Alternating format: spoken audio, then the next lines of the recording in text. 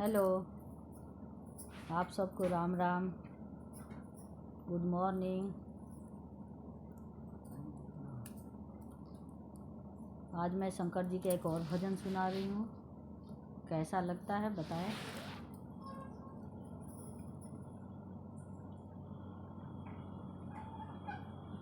फूल लोढ़े गनी फूलवरिया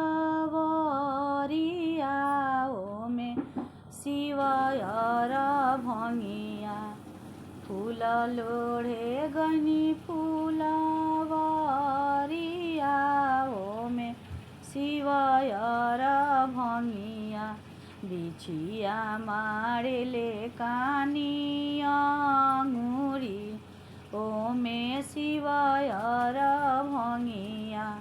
बिछिया मारेले कानी अंगुरी ओमे शिवयर भंगिया। आरे आरे गौरानी मोहिया मोई के कहे ना जागायो। आरे आरे गौरानी बुधिया मोई के काहे ना जागायो।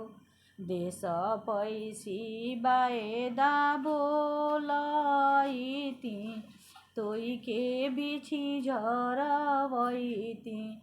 देश पैसी बायदा बोलैती तोई के बिछि झरवैती। आरे आरे शिवयर भंगिया तोई के कैसे जगाई। आरे आरे शिवयर भंगिया तोई के कैसे जगाई। नैहर भरल सब लोगवा तोई के कैसे जगाई। नैहर भरल सब लोगवा तोई के कैसे जगाई। आरे आरे गौरा आरे आरे शिवयर भंगिया तोई के कैसे जगाई।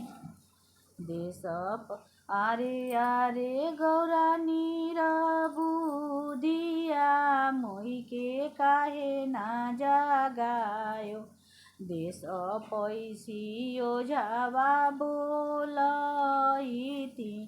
तोई के बिछि झरवैती। देश पैसी ओझावा बोलैती तोई के बिछि झरवैती। आरे आरे शिवयर भंगिया तोई के कैसे जगाई। नैहर भरल सब लोगवा तोई के कैसे जगाई। नैहर भरल सब लोगवा तोई के कैसे जगाई। धन्यवाद।